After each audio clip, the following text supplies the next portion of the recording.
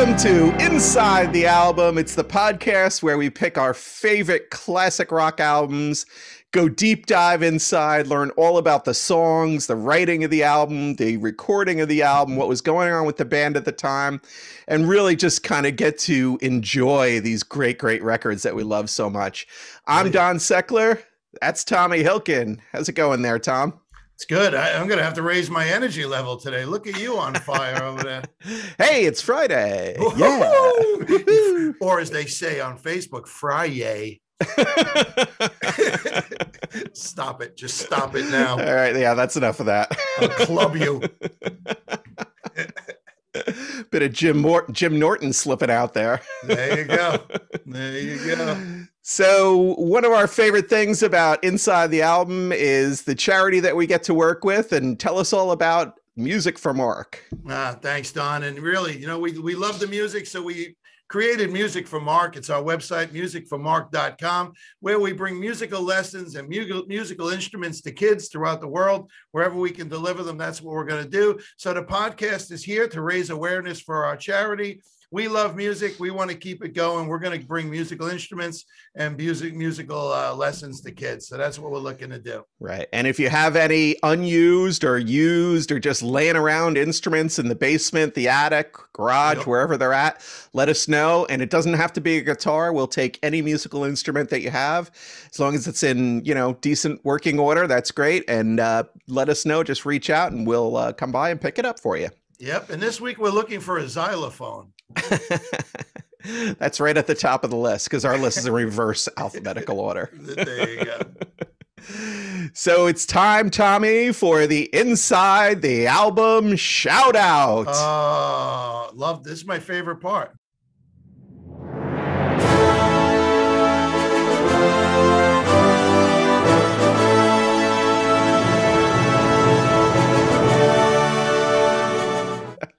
Who do we got? So this week we are giving a shout out to somebody who just arrived. It's baby Logan Blau, Walt Blau's, and his lovely wife Valerie. They just had a baby boy. Fantastic. And just came into the world yesterday. And so we're super excited and happy for the Blau family. And baby Logan looks fantastic. Everybody's doing great. Beautiful. Yeah, what a beautiful day. It really was. Yeah. Good for them. So Love congratulations. Love you guys. Welcome to the world, baby Logan. And for, if you want to send gifts, I'm sure Walt and Val would be very, very happy to receive baby gifts. Yeah. And that's the last shout out for Walt Blau. He's got enough. Thank you. That's enough. He's reached his limit. Yeah. This was special. There's a 2 shout out limit. Unless he has another kid. Yeah. So this week we are diving into David Bowie. Amazing, all-time legendary, easily in my top 10 artists of all time. Just a great artist. And we're going to start off with David Bowie. And this is a tough decision for in terms of thinking about the albums. He's got so many good albums. And it came down for me to Hunky Dory or Ziggy Stardust. And we're going to go ahead and push forward with Ziggy Stardust. I'm sure we'll do Hunky Dory at some point. So the album is actually called The Rise and Fall of Ziggy Stardust and the Spiders from Mars. That's a mouthful, so most people just say Ziggy Stardust. Yeah. Yeah, that's the common, common nomenclature, as they say. Hey, listen, I just wanted to say something because you said something. It's easily how David Bowie can slip into everybody's top 10. Right. You don't think about it, but man, oh man, I'm sure he's in a lot of people's top 10. That's a really interesting thing. I don't think, Bowie is definitely loved and a legend in most people's minds, but he is one of those guys who's kind of like, you don't think about it as much, right? No. It's just there and you know how good he is. It's amazing. And this album is so good. Extraordinary. So let's talk about the band. So it's David Bowie. He's a solo artist, but he was playing with the same group of guys for this kind of period of his career. So Bowie's on vocals, obviously. He also plays acoustic guitar. He does some keyboards. He plays some horns. He plays a little bit of saxophone on this record. Mick Ronson is the guitar player, the main electric guitar player on this record. Also is there on backing vocals, organ, keys, synthesizer, string arrangements. You've got Trevor Bolder, who's bass guitar and also plays the trumpet on this record. Nice. On the drums, you have Mick Woodmansey, who I'm not that familiar with, but David Bowie's drummer, so he's got to be good. Yeah, you would think. Yep. And there's also a couple of uncredited performances on this record. So people not really in the band, but one of them kind of was and then left. The first one, that's Rick Wakeman, who went on to go into the band Yes, and he plays harpsichord on It Ain't Easy, but it's an uncredited performance. And then Dana Gillespie is backing vocals, which are also uncredited on It Ain't Easy. Unbelievable. You know where I first heard about the harpsichord? Nowhere. The Addams Family. The only person who ever played the harpsichord was Lurch. That's great. Come, kids. Lurch is going to play the harpsichord. I had no idea what it was. I had no idea. It's funny where we learn things. Yeah, always. That's great. So the album came out on June 16th of 1972. Wow. Most of the songs, so yes, this one's going way back there. And, you know, the thing about this album is 72. You think about this album and you listen to it now, but in 72, this was like bizarro world because it's got crazy themes in it. And, you know, you're just coming out of the 60s, going into the 70s here. And so this record was really, really unusual for that time. Yeah. Oh, for sure. Well, yeah. Well, that was Bowie, plain and simple. Yeah, he was always I think he was always thinking about breaking ground. You know, that's the kind of artist that he was. He didn't really care about pop hits, although he had a bunch of really popular songs. I think he really was focused on the art. Yeah, that's a great way to look at it. From the difference between being a pop song and a popular song. I love that. Yeah. Yeah, and even the popular ones, I don't think he really cared. I think he just was going to do his art and that was it. Yeah, he's an original. No doubt about it. Never was anybody like him. Never will be. No, definitely. Very unique. Yep. So most of the songs on this album were written around the same time as Hunky Dory, which was released right before this album. And so after Hunky Dory was completed, the recording for Ziggy Stardust started in November in 71 at Trident Studios in London. They had some further sessions in early February 72. But since they had recorded so close together with the two albums, they had pretty much the whole crew, the sound guys, everybody in the band. It was pretty much the same team on both albums. And they're really diverse albums. So Hunky Dory is a little bit more piano based. You know, you could say a little bit more laid back for the most part. This one was a much more guitar heavy album. And part of the reason for that was that Rick Wakeman played on Hunky Dory and then wasn't available for this album because then he had moved on to other stuff. And I think he was in Yes at this point in 71. Oh, yeah. So that was a big shift in between the two albums, but still pretty much the same crew. So if we look at the charts back then, we're looking at, and we've talked about this year a couple of times, so you're going to hear some of the same ones. Madman and Crest of Water with Elton John. We had Led Zeppelin 4, which we did a couple weeks ago.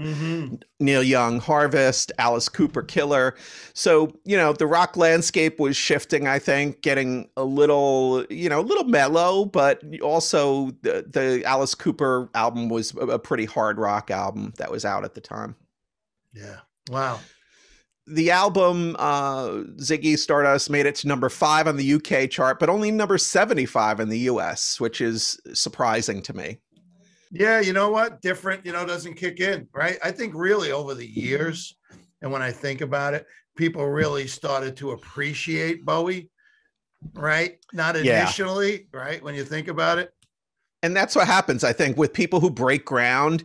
It's so weird to people at the time that they don't get it right away. And sometimes it takes some time for that genius to sink in. You see that a lot, I think. Well, you think about it, what was the 60s, the Byrds and that kind of thing. And, that kind of music where the super bands, the super groups, right. And along comes the this hippie guy. Music. Yeah. Yep, exactly. We really didn't transition yet into it, but it was coming. You Yeah. know? Oh, yeah. And this is like this is the start really of glam rock. I mean, there was T-Rex and those bands were around at the time, but Bowie really was the kind of the king of glam rock. And this was very theatrical too. It's there's a story behind this album. There's costumes, and when he performed it, he dressed up, like Ziggy with crazy costumes, and there's androgyny and space and all these weird things, which we'll talk about. But the album went on to sell 7.5 million copies worldwide, making it Bowie's second best-selling album. Rolling Stone ranked it 35th on their 500 greatest albums of all time. It blows my mind. This album is yeah. Some guys are selling 30 million albums. This is a 30 million album. It really is. It's the difference between Elton John and David Bowie. So Elton John is much more accessible to a bigger section of the populace than David Bowie, And I bet you this, now that you're talking about it, a lot of that stuff, and, I know the 70s, a lot of it was probably unacceptable, the freakiness of David Bowie. And when I say unacceptable, I mean that. Unacceptable. Right. Well, that's the thing. This album is about its androgyny and it's, so it's being space different. Alien type stuff and all these things going on. Yeah. And so that was in people's face, and start in the 70s is when, getting more accepted to be gay. People are those guys are starting to have that struggle. You got the stuff going on in New York City and everything with the Stonewall incident. And so, gay people are starting to feel a little bit more empowered to be visual. And that all kind of freaked out mainstream America. Oh, no doubt.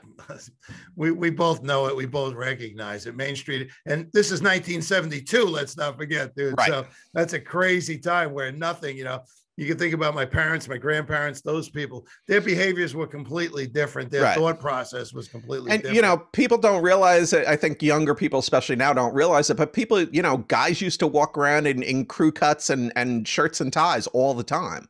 Oh. You didn't wear jeans. Everybody wears jeans now. Back then you wore slacks and shoes. Nice. You didn't wear sneakers and jeans, and you were wearing a tie and a jacket going to work and, all these things. Oh, yeah. In my house, it was put your good pants on. Right, exactly. So, when you get into the stuff that is so different than what's happening in society at the time, I think it's harder for people to grasp it on a broad base, but they don't also understand the genius of it because they're kind of afraid of it because it's changed and it's different. It's 50 years ago, man. Yeah, for sure. Crazy. Hey, I'm going to throw in some trivia for you. Why he became David Bowie. Did you hear about that? Why he had to choose the name David Bowie? I do know the story, but go ahead and tell it. Yeah, it's just that his name is David Jones, and Davy Jones from the Monkees was so popular that there was no way they could compete with the name. Yeah. So he chose David Bowie. Right. So he had to go a different way because of the Monkees, the TV band. Because of the Monkees. Yeah. But let's not forget, Jimi Hendrix opened up for the Monkees. That's true. That's true. There's been a lot of weird combinations through the years. Dude, I want a ticket to that. Even in my dreams, I want a ticket to that. Right? That would have been classic. Yeah. Band, Bowie is really now at his peak. So he's had a couple of kind of hit songs, and Hunky Dory was super strong. This album is strong. Aladdin Sane, which is the next album, is and so he just keeps going with these crazy good albums. So this is really kind of the start of Bowie's success and really like breaking through as an all-time legend. And you look at his string of albums, while none of them were like Thriller by Michael Jackson, where they dominated the charts for a year or anything like that. They're so good. The records are just good. One after another, after another, after another. Just classic, great albums. I loved how you said legend. And that's the thing, man. Legendary David Bowie. Yeah, exactly. Great stuff. So the album cover, and we'll show it here on the video on YouTube, is photographed by Brian Ward in monochrome, and then they recolored it. And so they took a picture and then colored the picture, and then that became the album cover. And it's Bowie dressed up like Ziggy in front of this building, 23 Hedden Street in London. And it's outside the home of Furrier's K. West. So, interesting thing about this, a couple of years ago, just recently, somebody noticed that, a younger person noticed that, and thought it was Bowie, like, foretelling the coming of Kanye West. Nobody could do that. Nobody. Nobody. So crazy, right? Good. But no, you know, nobody's that good. Right, Nobody. right. So yeah, I'm gonna project a guy 50 years in the future who's gonna do something completely different than what I do. The forthcoming of Kanye West, of all people. I haven't looked at it quite that way. That's good. So the album is kind of a loose concept album. It's Ziggy Stardust and his story. He's this fictional androgynous bisexual rock star who's sent to Earth as a savior before an impending apocalyptic disaster. So Nice. The interesting thing is that the concept, though, was developed after the songs were recorded. So they wrote these songs and they started to fit, and I guess they started to kind of piece them together so they get this story going through them. And so then after the whole thing is put together, then they kind of come up with that concept. So it's a little bit of cart before the horse, but it all kind of works together really well, I think. Yeah, just like cart before the horse. Yeah. Yeah, people know what that means 50 years later. It's an old phrase. Google it. Very old. So, like I said before, Hunky Dory was a piano-driven kind of song or album, and Ziggy Stardust is a guitar-based album. And again, that's due to the departure of Rick Wakeman, who played all the piano parts and keyboard parts previously. The album's lyrics talk about a lot of different issues. One is the artificiality of rock music. There's some political issues, some drug use, sexual orientation, and stardom. So he covers all the bases. That's me in the 70s in a nutshell. There you go. You had some sexual orientation issues. You couldn't have went with the stardom part? The other interesting thing is that Bowie also uses American slang and pronunciations throughout the album. So, you know, again, you have a British artist that is kind of reaching out to America for influences and putting those into their music. One of the co-producers, Ken Scott, said that 95% of the vocals on this album were first takes. So that's crazy because they're fucking amazing. You know, and we hear over and over again how the best songs generally are coming together quickly and they're recorded quickly or written quickly. And here it is, Bowie just killing it on these vocal performances, and they're pretty diverse. So there's some rock in there. It's a little bit laid back. There's a little bit jazzy stuff, which we'll get into.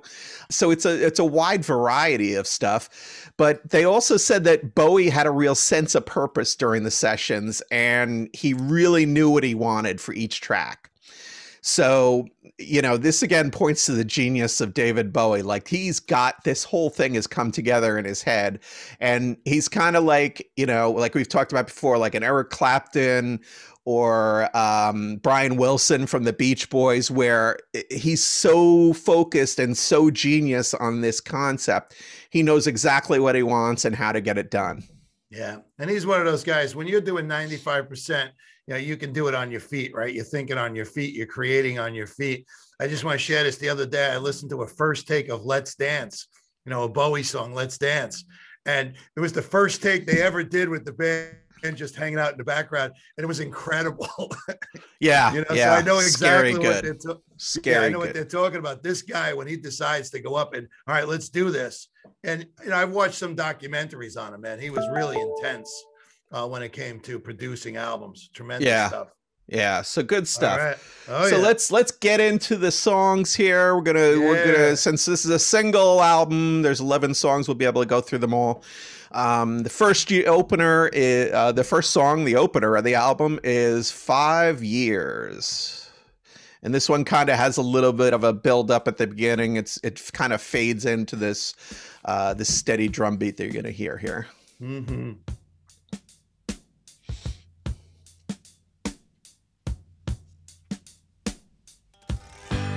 Pushing through the market square,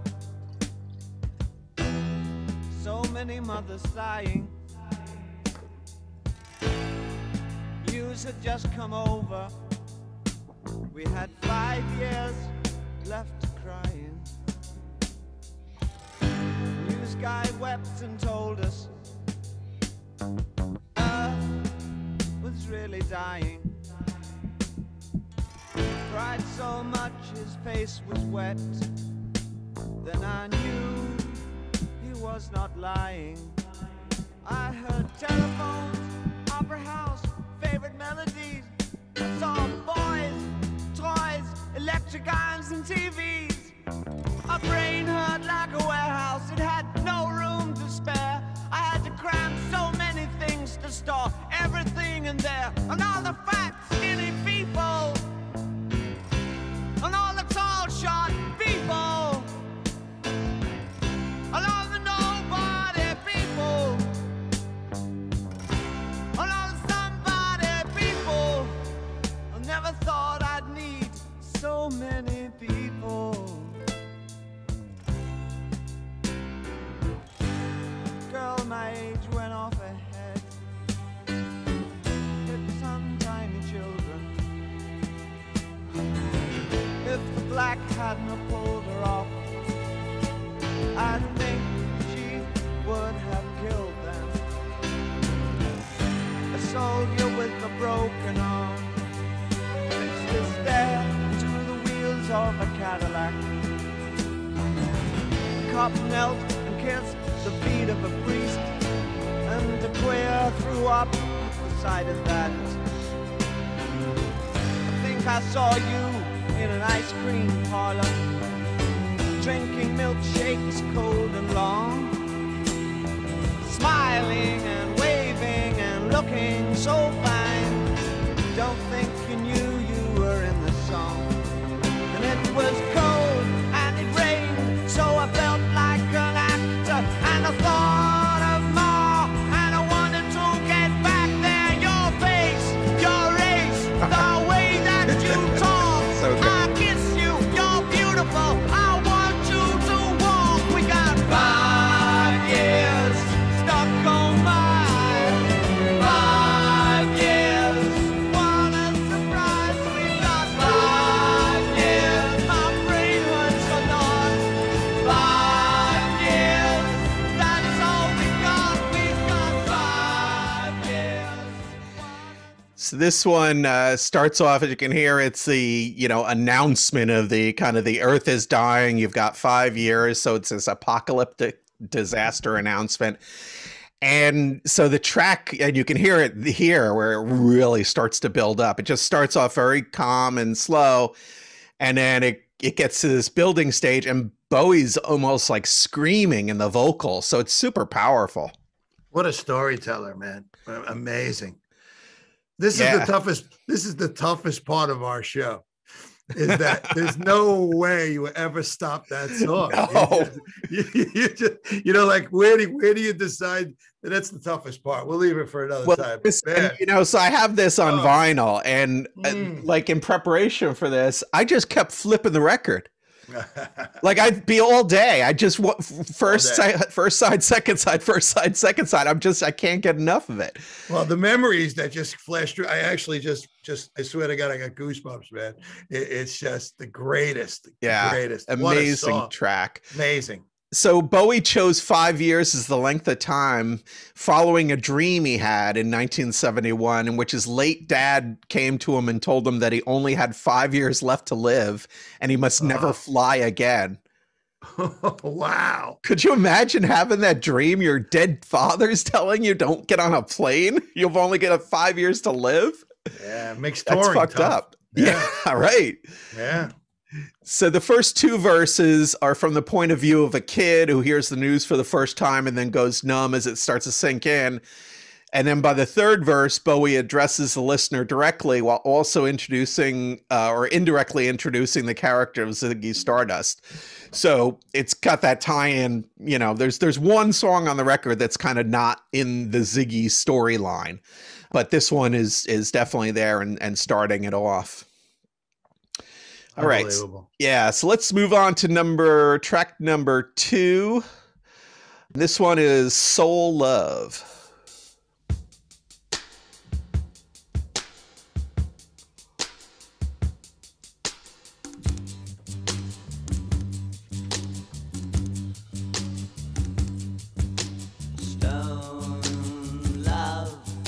She kneels before the grave of brave son who gave his life to save a slogan that hovers between the headstone and her eyes, for they penetrate her grieving. You love a boy and girl, the talking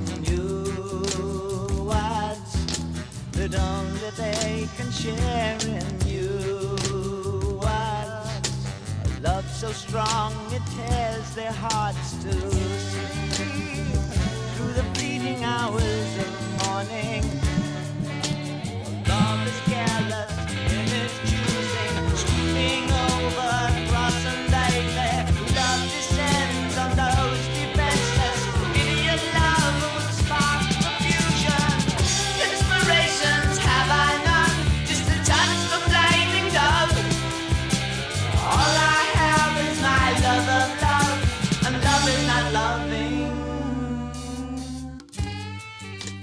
So this one, it's pretty jazzy, right? At the beginning, it's got that little jazz kind of vibe, and then it turns into this kind of guitar song all of a sudden. Yeah, you know, you get the feel of you're starting to see the signature Bowie growing, you know?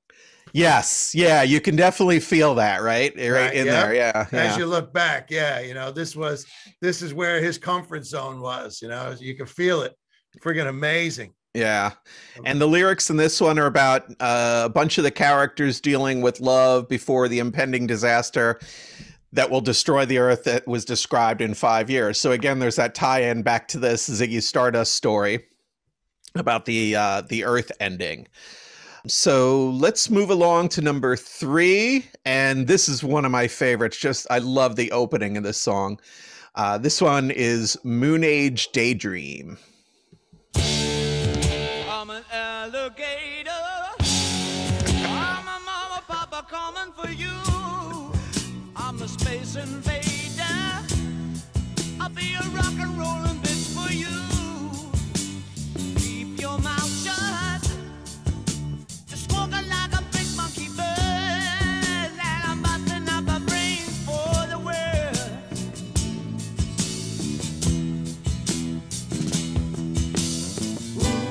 Keep your electric on me, babe. With your ray gun to my head. Press your space close to my love. Freak out in a moon age daydream, oh yeah. Don't fake it, baby. Lay the real thing on me. The church of man love is such a holy place to be. Make me, baby. Make me know you really care. Make me jump into the air.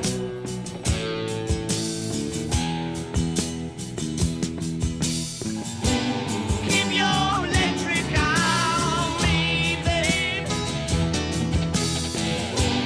Put your ray gun to my head.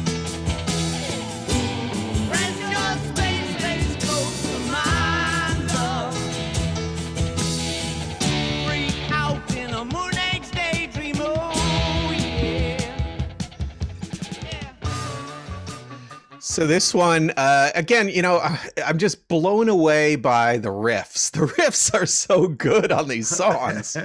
It's such a good balance of so the whole song it's not like the Stones where the riff just never stops. Right. It's like the riff is there and then it goes into the background a little bit, and then it's more that kind of, like you were saying, that Bowie kind of jazzy, but still a rock kind of feel to it. It's hard to describe.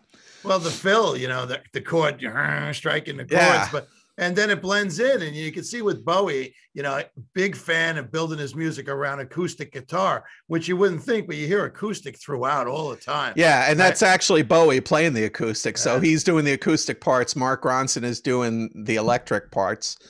But this song was written during Bowie did a promotional tour of the U.S. in February of 1971.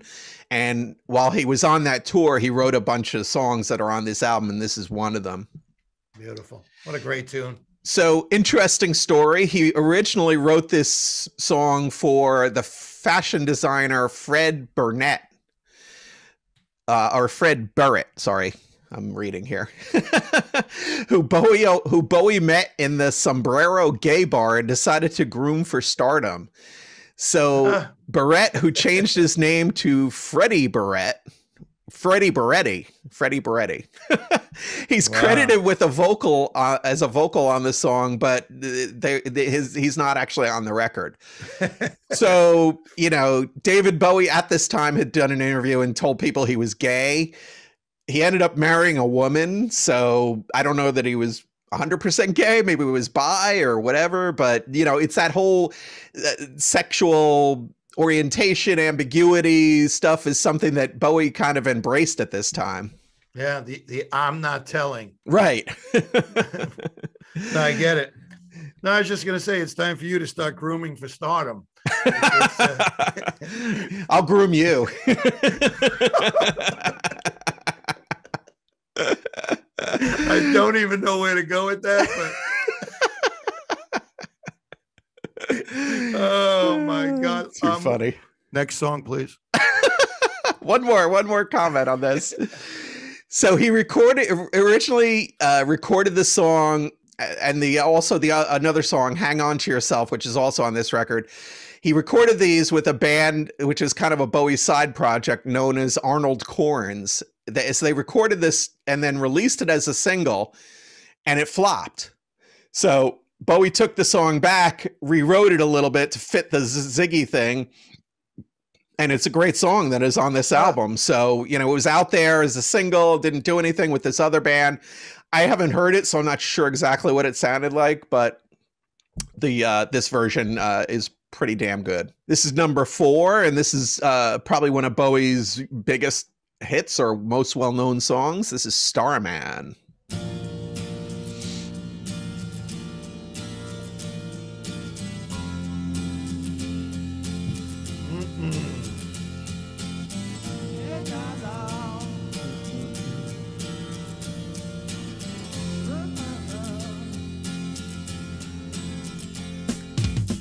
Didn't know what time it was, the lights were low. I leaned back on my radio. Some cat was laying down some rock and roll that a soul said. Then the loud sound it seemed to fade, came back like a slow voice on a wave of fade. That weren't no DJ, that was hazy cosmic jive. There's a starman waiting in the sky. He'd like to come and meet us, but he thinks he'd blow our minds. There's a starman waiting in the sky. He's told us not to blow it, 'cause he knows it's all worthwhile. He told me, let the children lose it, let the children use it, let all the children boogie. So good.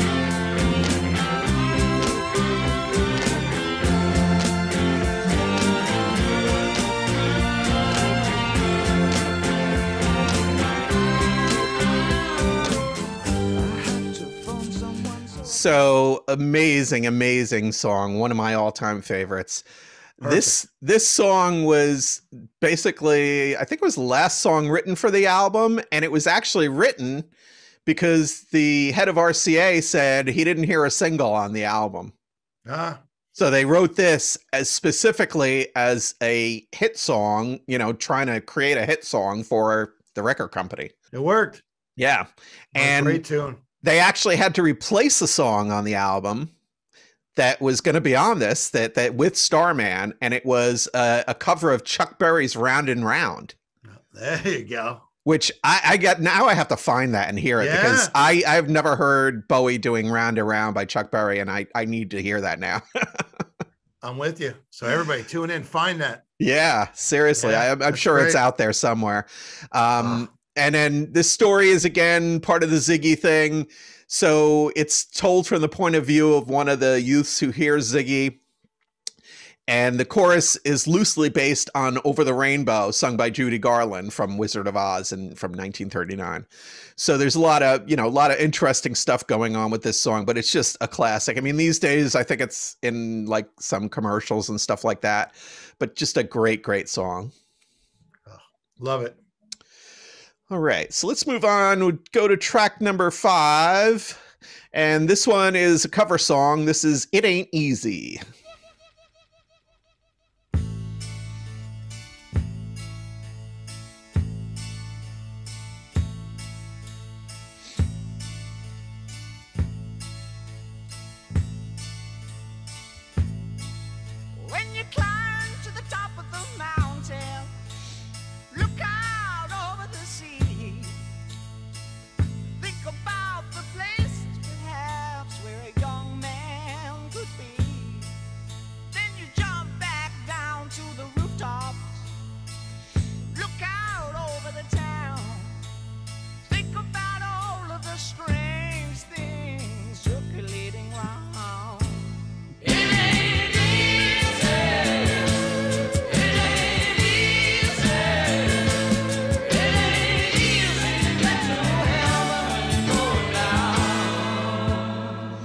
So the thing I like about this song is it's kind of like, okay, it's a nice little song up front, and then bam, that chorus like smacks you in the face, and it's so good. The song was the first song that they recorded for the album, and it's a cover of a Ron Davies song. I'm not familiar with Ron Davies, though. No. The song was actually intended for Hunky Dory, so I guess it was probably recorded at the end of those sessions, right? And they decided not to use it there, and then ended up using it here on The Rise and Fall of Ziggy Stardust. This is the song that has the harpsichord with Rick Wakeman on there, and when the song came out, critics had a problem with it because it's the only song on the record that doesn't have part of the Ziggy story in it.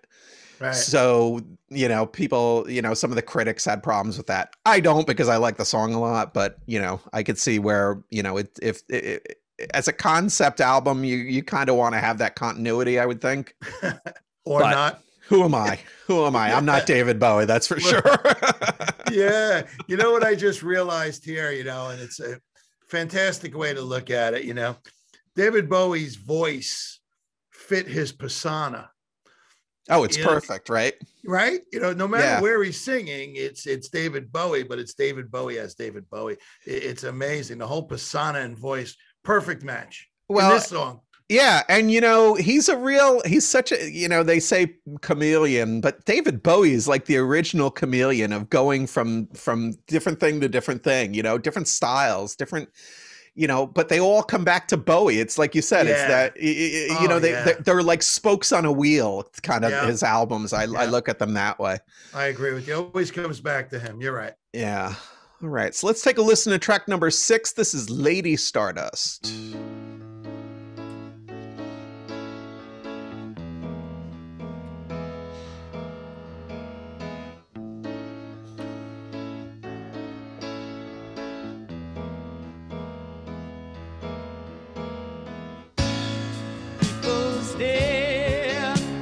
The makeup on his face, laughed at his long black hair, his animal grace. The boy in the bright blue jeans jumped up on the stage. Lady Stardust sang songs of darkness and disgrace, and he was all right. The band was all together.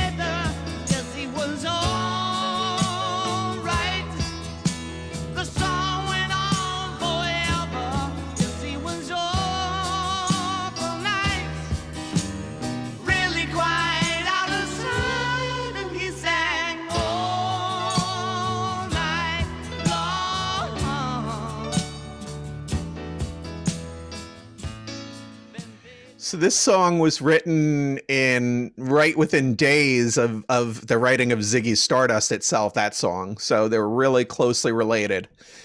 It presents an unfinished tale with no hint of resolution. And the song also uses both he and she in the lyrics, showing that kind of lack of gender distinction and the androgyny thing that Bowie was going for on this album. Yeah. You know, what's interesting is, you know, you were talking earlier that he got this all like on the first take. And when you listen to the song, you could just see him sitting there doing this. You know, Yeah, it really right. took me there, right? Somebody sitting at the piano, him singing along. It just flows perfect. Genius. Yeah, genius. Just definitely genius. And, you know, there's been some great, amazing Bowie performances over the years, and a lot of them have been on television, actually. Yeah. So, you know, they did, I think it was like Top of the Pops in Britain when they first did the Ziggy song live, and that was back then. And there's a performance that David Bowie thing, I think it was the concert after like the 9/11 thing that was in New York. Okay. And Bowie came out and he has his hair down to his shoulders, long hair, which was unusual for Bowie in the, you know, those late days. Mm-hmm. He sits down on the edge of the stage with a little Casio keyboard, like a little tiny one, and just like is crazy great performance. So, you know, you get him on stage in these costumes doing the rock thing, or he's sitting on the stage at Madison Square Garden with a little toy keyboard doing a song. Yeah. So he's all over the place, but in a great, great way. Very much so. Absolutely. All right. So let's move on. This is track number 7, and this one is called Star.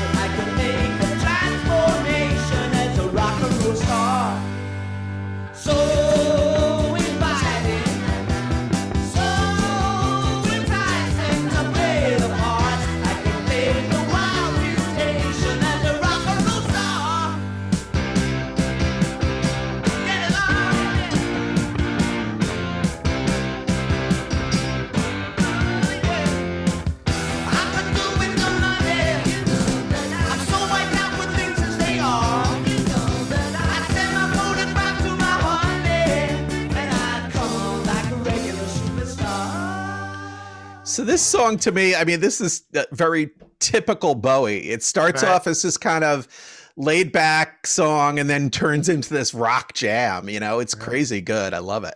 Yeah, it's got a little 60s influence in there. You can feel it, you know? Yeah, maybe a little Richard, or, you know, one of those piano guys from the 50s. You know, Jerry Lee Lewis. Lee Lewis, yeah. So he wrote this, and then they actually demoed it at Radio Luxembourg Studios, and it was originally titled Rock and Roll Star, which, you know, makes a lot of sense because it's very close to the lyrics. But Bowie gave it to a little known band called Chameleon in July of 1971 before deciding to record it himself as well in September. And again, rewriting the lyrics a little bit to fit the narrative of Ziggy Stardust. So that's interesting. How does a chameleon find a band named Chameleon? That's unbelievable. Yeah, exactly. Right. What are the odds? What are the odds of that? Great. All right, so let's jump ahead here. We're going to go to number 8, and this is Hang On to Yourself.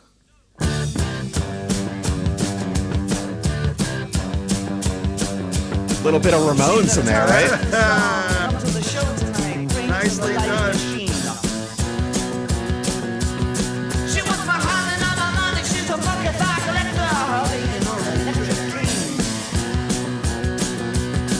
Wow. Come on, we really got a good thing going. But come on, if you think we're gonna make it, better hang on to yourself.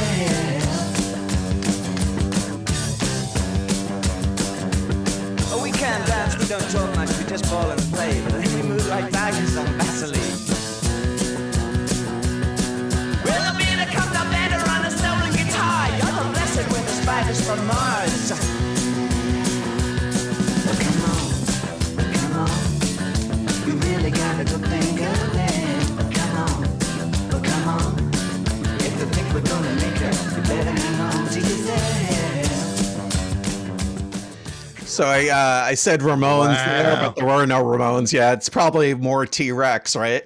Well, no, I get the Ramones picking up on that, Yeah. you know, and I hear the Guess Who with American Woman in there. I hear Dave Edmunds, you know, all these bands that came after, all in one song. It's rock and roll, right? Rock and roll, baby. That's it. Thank you for saying that. So this is another song that was written during the promotional tour of America in February of '71. So Bowie was really hyper productive during this time. Yeah, just amazing, man. All right, so let's take a listen to the title track. This is Ziggy Stardust.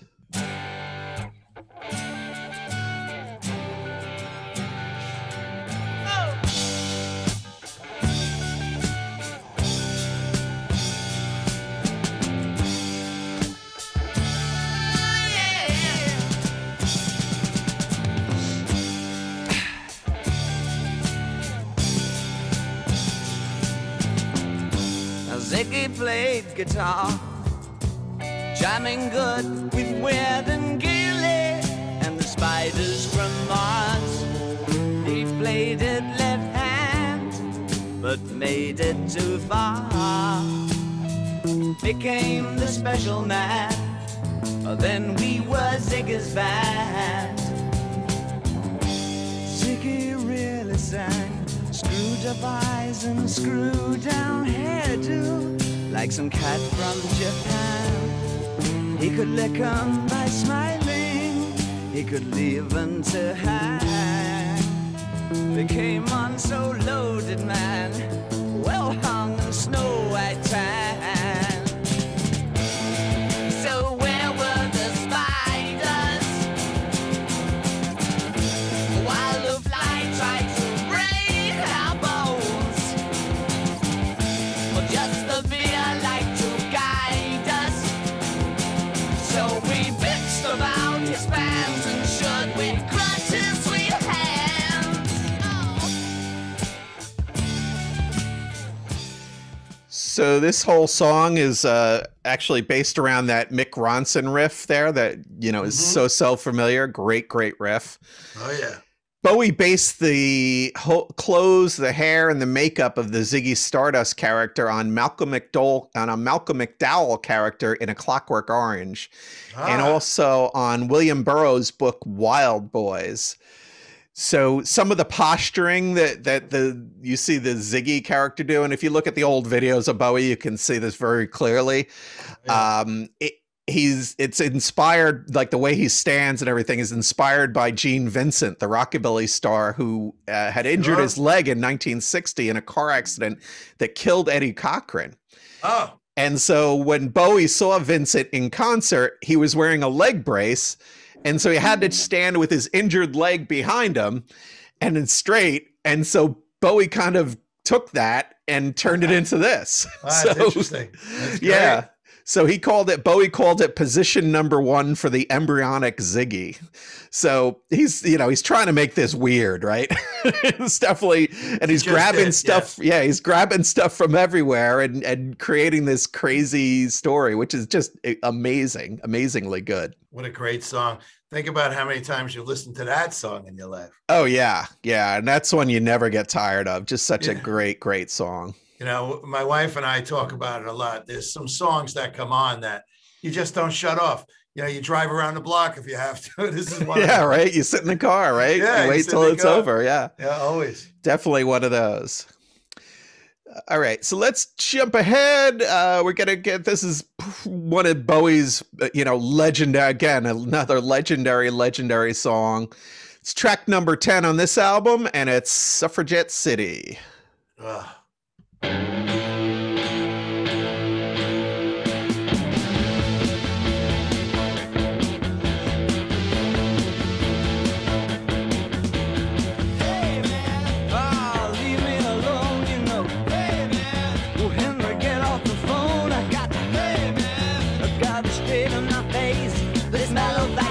Just put my spine out of place. Hey man, my school is insane. Hey man, my work's down the drain. Hey man, but she's a total blam blam. She said she had to squeeze it, but and then she all on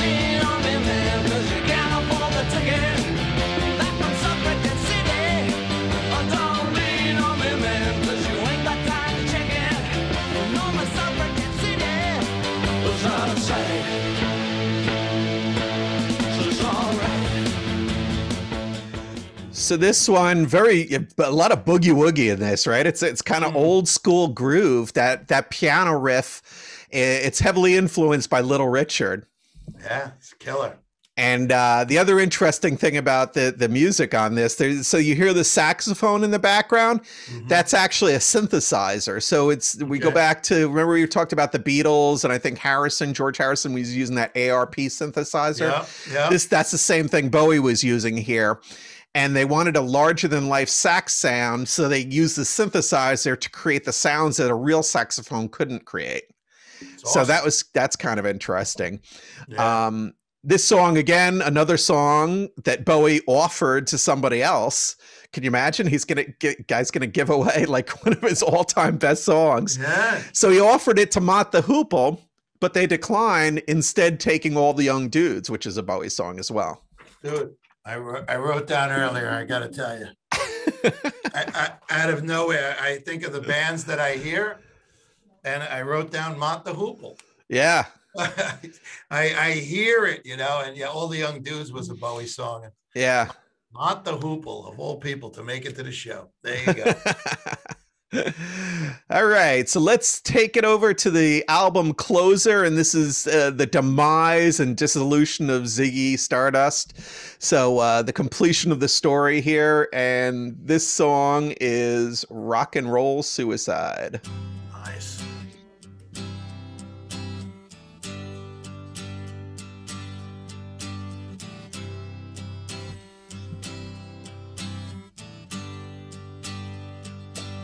Time takes a cigarette, puts it in your mouth. You pull on your finger, then another finger, then cigarette. The water wall is calling, it lingers, then you forget. Oh, ho, ho, ho, you're a rock and roll suicide. You're too old to lose it, too young to choose it. And the clock waits so patiently on your song. You walk past the cafe, but you don't eat when you've lived too long. Oh no, no, no, you're a rock and roll suicide. Shit breaks the snarling as you stumble across the road. But the day breaks instead, so you hurry home. Don't let the sun blast your shadow. Don't let the milk float rob your mind. They're so natural, religiously unkind. Oh no, love, you're not alone. So good. You're watching yourself, but you're too unfair. You've got your head all tangled up, but a fuck can only make you care. Oh no, love, you're not alone. No matter what or who you've been, no matter when or where you've seen, all the knives need to lacerate your brain. I've had my share. Help you with the pain. So this is the end. It's the end of Ziggy Stardust, and it's kind of a 50s-ish feel to this. Just, You know? Yeah, I love when a song has the chord that just goes bang, Yeah. bang. Yeah, It's so good. It's just oh, a great. the sad part about it, I'm listening to this, and it's kind of like, it was Bowie predicting.